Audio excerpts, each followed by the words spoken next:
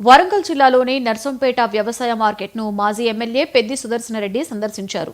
మార్కెట్లో ఆరపెట్టిన మొక్కజొన్నలను పరిశీలించిన ఆయన రైతులతో మాట్లాడి వారి సమస్యలను అడిగి తెలుసుకున్నారు. కాంగ్రెస్ ప్రభుత్వ నిర్వాకం వల్లనే 50% పంట దిగుబడి తగ్గిపోయిందని సుదర్శన్ ఆరోపించారు. సకాలంలో యూరియా అందించకపోవడం వల్లనే రైతులు పంట నష్టపోయారని ఆవేదన వ్యక్తం చేశారు. పంట నష్టపోయిన రైతులను ప్రభుత్వం ఆదుకోవాలని బీఆర్ఎస్ పార్టీ తరఫున డిమాండ్ చేస్తున్నట్లుగా పెద్ది సుదర్శనరెడ్డి తెలిపారు. 50% దిగుబడి పడిపోయింది మీ నిర్వాహకం వల్ల, మీ చిల్లర పాలన వల్ల. రైతులకు సకాలంలో యూరియా అందివని కారణంగా ఇలా ఎర్రబడిపోయి 50% ఇవాళ పంట దిగుబడి తగ్గిపోయింది.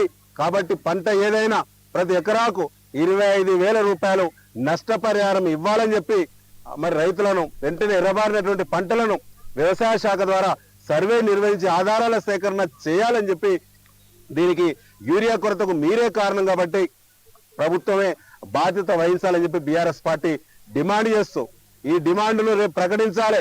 లేకపోతే అధికార పార్టీ మంత్రులు, శాసనసభ్యులు రేపు స్థానిక ఎన్నికల ముసుగులో మీరు ఎక్కడ ఊపడ్డా మీకు ఎదురీతలు తప్పవు, నిలదీతలు తప్పవు. మీ పైన నిరసనలు తీవ్రమైన పద్ధతిలో ఉంటాయని చెప్పి సందర్భంగా హెచ్చరిస్తా ఉన్నాం.